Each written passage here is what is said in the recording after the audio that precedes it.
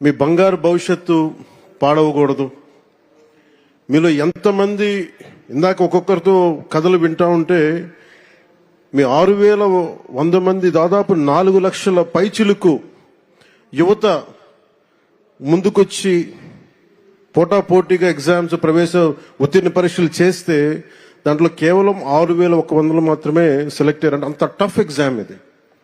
ఒక్కొక్కరు post graduation BSc chemistry, MSc, MA, BSc computer science ఇవన్నీ చదువుకుని ఇంత చదువుకున్న వ్యక్తులు ఒక సమాజానికి రక్షణ ఇచ్చే ఒక కానిస్టేబుల్ ఉద్యోగానికి వచ్చినందుకు మీ అందరికీ పేరు పేరున హృదయపూర్వక ధన్యవాదాలు తెలుపుకుంటా ఉన్నాను. ఇది నాకు ప్రత్యేకించి మొన్న ఈ మధ్యన గౌరవ ముఖ్యమంత్రి గారి సూచనలతోటి ఆయన అసెంబ్లీలో మేము మన ప్రమాణ స్వీకారం చేసిన తర్వాత మొట్టమొదటి అసెంబ్లీలో మేము ఒక మాట ఇచ్చాం. ఆంధ్రప్రదేశ్ సుస్థిరత కోసం, యువత భవిష్యత్తు కోసం మేము నిలబడతామని. ఎక్కడా కూడా వ్యవస్థీకృతం అయిపోయింది అవినీతి అనేది.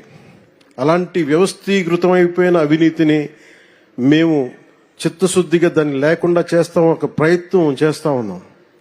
దాంట్లో భాగంగానే ముఖ్యమంత్రి గారి దృష్టికి తీసుకెళ్లి పంచాయతీరాజ్లో దాదాపు 10,000 మంది పైచిలుక్కి ఒకేసారి మేము ప్రమోషన్స్ ఇవ్వడం జరిగింది. ఇది ముఖ్యమంత్రి గారి దార్శనికతకి, వారు పంచాయతీరాజ్ వ్యవస్థలో ఎలాంటి అవినీతి లేకుండా ముందుకు తీసుకెళ్లిన వారి సలహాలు సూచనలే నేను 10,000 మందికి మేము ఒకేసారి ప్రమోషన్లు ఇవ్వడం జరిగింది. అదే కోవలో 6,000 మంది దాదాపు 4 నుంచి 5 సంవత్సరాలు అనుకుంటారు మీ అందరూ మీ ప్రవేశ పరీక్షలు రాసి నియామక పత్రాలు వచ్చిన తర్వాత ఇవ్వలేకపోయినందుకు ఒక 3 సంవత్సరాలు 3.5 సంవత్సరాల విలువైన కాలం కోల్పోయారు అందరూ. ఆ కాలాన్ని ఎవరు తిరిగి తీసుకురాలేరు.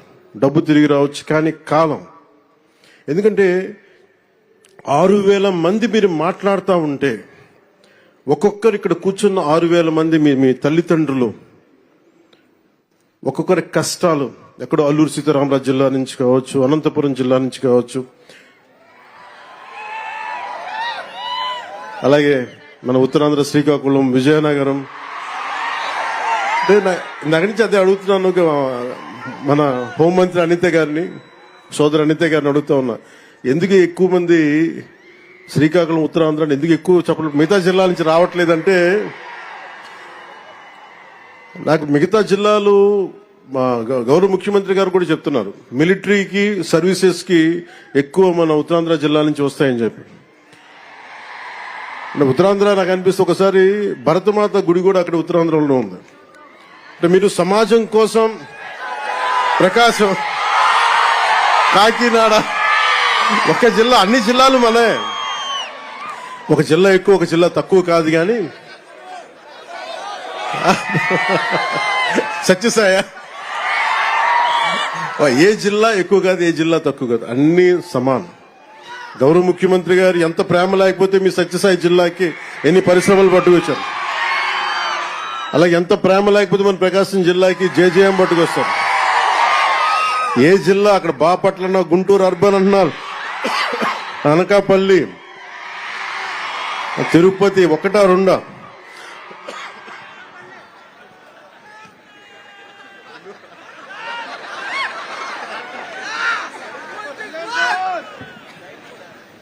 ఈరోజు ఇలాంటి పండగ వాతావరణం సందర్భంలో ఒక వ్యక్తి లోటు బలంగా తెలుస్తుంది. సోదరులు, గౌరవ మంత్రివర్యులు, ఐటీ మంత్రివర్యులు శ్రీ నారా లోకేష్ గారు లేని లోటు చాలా బలంగా తెలుస్తూ ఉంది. ఎందుకంటే ఇలాంటి ఒకేసారి ఇంతమందికి ఇవ్వాలని చెప్పి మెగా డిఎస్సి కూడా ఆయన ఆధ్వర్యంలోనే చేయటం, అదే తరహాలో ఇది కూడా ఇవ్వటం, మనస్ఫూర్తిగా వారి ధన్యవాదాలు, వారికి నా మనస్ఫూర్తిగా అభినందనలు తెలియజేస్తూ, వారి లేని లోటు చాలా స్పష్టంగా ఉందని తెలియజేస్తూ మీ అందరికి కూడా, మీ అందరి తరపున వారికి నా ధన్యవాదాలు తెలుపుతా ఉన్నాను. అలాగే ఇందాక లోకి బాబురావు గారు మాట్లాడింది నాకు ఎంత కదిలించేస్తున్నాయంటే, మీ కథలు కుందరపు మణికంఠ గారు కావచ్చు, కసింశెట్టి అఖిల్ గారు కావచ్చు, కొమ్ము శిరీష గారు కావచ్చు, షేక్ గండ్లూరు హఫీజం గారు కావచ్చు, ఇట్లా 6,000 మందిని ఒక్కొక్కరిని మీరు ఎలా సెలెక్ట్ అయ్యారంటే ఒక్కొక్క కథ ఉంటుంది. నేను మా నాన్నగారిని చూసేవాడిని. నాకు ఊహ తెలిసేటప్పటికి మా నాన్న పెట్టి ఆఫీసర్. ఆయన ఒక కానిస్టేబుల్కి ప్రారంభమై మా కోరిక ఏంటంటే మా నాన్న వచ్చిన ప్రతి ప్రమోషన్ మా ఇంట్లో పండుగ ఉండేది. ఎప్పుడు ఎస్ఐ అవుతారు, ఎప్పుడు ప్రిన్సిపల్ ఎస్ఐ అవుతారు, ఎప్పుడు సిఐ అవుతారు, ఎప్పుడు ఒక ఏఎస్ అసిస్టెంట్ ఎక్సైజ్ సూపరింటెండెంట్గా, ఇవన్నీ మేము వెయిట్ చేసేవాళ్ళం. ఎప్పటికప్పుడు ఎగ్జామ్స్ రాస్తూ ఉండేవాళ్ళం, డిపార్ట్మెంటల్ ఎగ్జామ్స్. సో మీకు డిపార్ట్మెంటల్ ఎగ్జామ్స్ ఉంటాయి అంటే మీ చదువు కానీ మీ లెర్నింగ్ కానీ ఎప్పటికీ అవ్వదు. It's an on going learning process. నాకు మీ అందరినీ చూస్తే నాకు ఎంత ఆనందంగా ఉందండి. ఇందాక గౌరవ ముఖ్యమంత్రి గారితో నాకు అవకాశం లభించింది. మీ అందరినీ చాలా దగ్గరగా చూసే అవకాశం, మొత్తం అన్ని జిల్లాల నుంచి ప్రతి ఒక్కరిని నమస్కరించడానికి, మీ తల్లిదండ్రులతో మాట్లాడటానికి ఎంత ఆనందం అనిపించిందంటే నాకు మీ కళ్ళల్లో ఆ ఆనందం నాకు నా తల్లిదండ్రులను చూసుకున్నట్టు అనిపించింది. మీ అందరిని చూసాను, అంత అద్భుతంగా అనిపించింది నాకు. ఇక్కడ ఎంత కదిలించేసిందంటే ఒక్కొక్కరి కథలు. అలాగే గౌరవ ముఖ్యమంత్రి గారు నాకు ఆదేశం ఇచ్చారు ఇందాక, లాకే బాబురావు గారి ఇంటికి, మన గ్రామానికి రోడ్లు లేవు, మీరు ఖచ్చితంగా దాన్ని చేయాలంటే గౌరవ ముఖ్యమంత్రి గారికి నేను ఈరోజు సభాముఖంగా మాటిస్తున్నాను. వెంటనే దానికి రోడ్లు వారికి వేసే కార్యక్రమాన్ని శాఖకు నేను తెలియజేస్తాను. అంటే నాకు ఏమి నచ్చింది దీంట్లో అంటే, మీరు కాకి చొక్కా వేసుకుంటే అది మీ గుండె ధైర్యానికి సూచన. అందరూ భయపడతారు ఇలాంటి బాధ్యతతో కూడిన ఉద్యోగాలు చేయాలంటే. కానీ మీరు ఎదురొచ్చి సమాజం కోసం మీరు చేస్తున్నారు సేవ, సమాజం కోసం మీరు సేవ చేస్తున్నారు. దాదాపు ఇన్ని కోట్ల మంది జనానికి మీరు ధైర్యం ఇస్తున్నారు. అలాగే నేను మేడం అనిత గారికి కూడా చెప్తా ఉన్నాను, మీకు విధి నిర్వహణలో మీ మీద చిన్నపాటి కించపరిచిన మీ ఉన్నతాధికారులు మీకు అండగా ఉండాలని మనస్ఫూర్తిగా నేను కోరుకుంటున్నాను. ఎందుకంటే ఒక కానిస్టేబుల్ అనే ఒక పదం మీద ఎవరన్నా సరే గొంతు ఎత్తుదామంటే, ఈరోజు మీ అందరి కథలు ఏమి అర్థమైనాయి అంటే, 5 కోట్ల మంది ప్రజలకి, దేశ ప్రజలకి ఒక ఉద్యోగం కోసం మేము ఎంత తపన పడతాం, ఎంత కష్టపడతాం. కేవలం 2 ఆడపిల్లలనే పెట్టుకొని ఒక వెనకబడ్డ కులాల నుంచి వచ్చిన ఎంత కష్టపడతాం, ఇది ప్రజలకి తెలియచేయడం చాలా చాలా చాలా అవసరం. చాలా ఉత్తేజాన్ని ఇచ్చారు మీరు, చాలా ఆనందాన్ని ఇచ్చారు.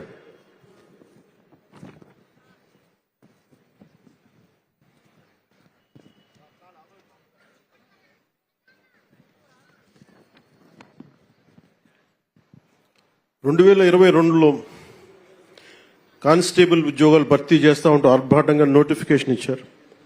కేసుల రూపంలో న్యాయపరమైన చిక్కులు ఎదురైతే పట్టించుకోకుండా వదిలేశారు. ఉద్యోగ నియామకాలకు ఉన్న అడ్డంకులను తొలగించడం ఎలా అని కనీస ఆలోచన కూడా చేయలేదు. అర్హత ఉన్న మీరింత కష్టపడి ఇంట్లో ఇన్ని కన్నీళ్లు కష్టాల మధ్య మీరు కష్టపడి వచ్చిన తర్వాత కూడా అర్హత ఉన్న ఉద్యోగాల కోసం మీరంతా ఏళ్ల తరబడి వేచి చూసేలా చేశారు. మీరు కోల్పోయిన 3 ఏళ్ల కాలం మేము తిరిగి ఇవ్వలేం, కానీ గౌరవ ముఖ్యమంత్రి గారు మీకు భరోసా ఇచ్చారు. ఈ రోజున కార్యక్రమం గౌరవ హోంమంత్రి గారి అనిత గారి ఆధ్వర్యంలో మేము ఉన్నాం. గత ప్రభుత్వంలో జరిగిన నష్టానికి మేము తిరిగి మీ కాలాన్ని తీసుకురాలేం, కానీ మేము మీకు అండగా ఉంటామని చెప్పి చాలా పెద్ద మనసుతోటి పండగ వాతావరణంలో చేయించిన గౌరవ ముఖ్యమంత్రి మన నారా చంద్రబాబు నాయుడు గారికి మనస్ఫూర్తిగా నా ధన్యవాదాలు తెలియజేస్తాను. కూటమి ప్రభుత్వం అధికారంలోకి వచ్చిన వెంటనే కానిస్టేబుల్ నియామకాలు ప్రక్రియ తక్షణం పూర్తి చేయాలని సంకల్పించింది. ఒక దృఢ సంకల్పంతో ఇందాక గౌరవ ముఖ్యమంత్రి గారు చెప్పినట్టుగా న్యాయపరమైన చిక్కులు తొలగించే పనిని చేపట్టింది. మీ నియామకానికి చట్టపరంగా ఎలాంటి ఇబ్బందులు లేకుండా చేసిన తర్వాతే అన్ని రకాల పరీక్షలు పూర్తి చేశారు.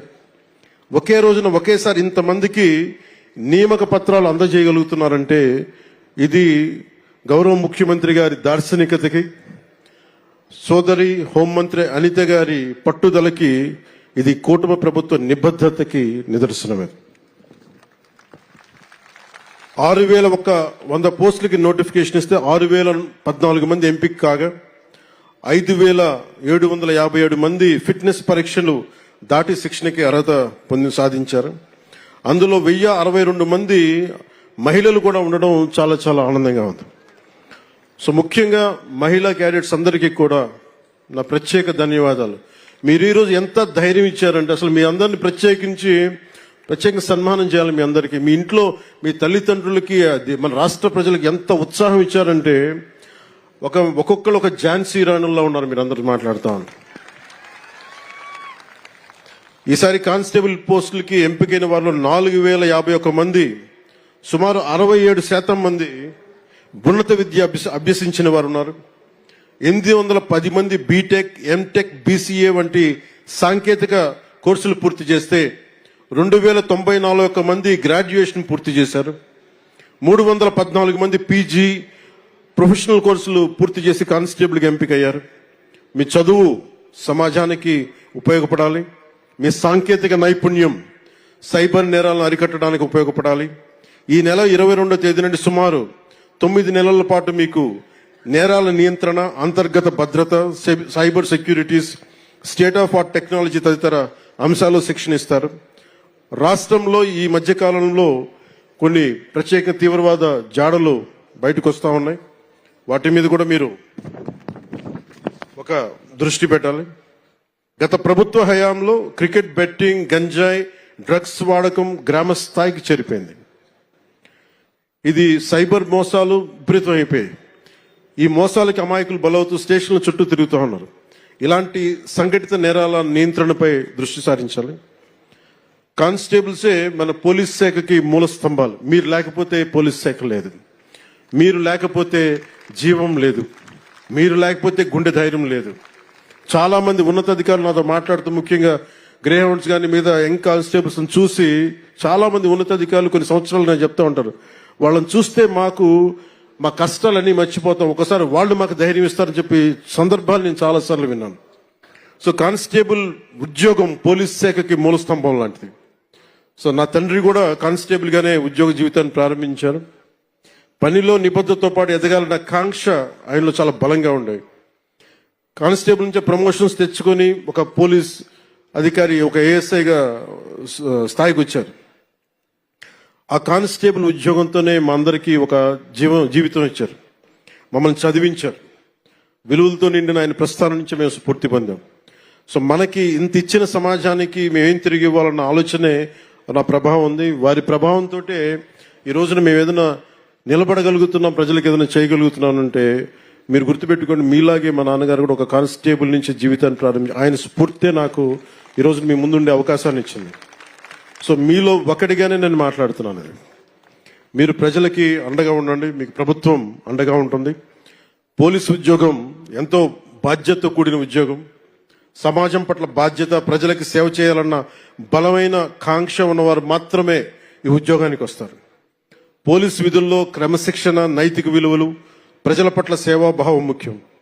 ప్రజలకు ఎలాంటి ఇబ్బందులు కలిగినా, వారి హక్కులకు భంగం వాటిల్లిన అన్యాయం జరిగిన మొదటి గుర్తొచ్చేది పోలీస్ శాఖ. ఇందాక అనిత గారు చెప్తా, ఒక కానిస్టేబుల్ ఒక కాకి డ్రెస్ కనిపిస్తే ఒక లేని ధైర్యం వస్తుంది ప్రజలకి. సో మీరు వేసుకున్న కాకి సమాజానికి రక్షణ కవచం లాంటిది. సో అందుకని మీరు మీ కాకి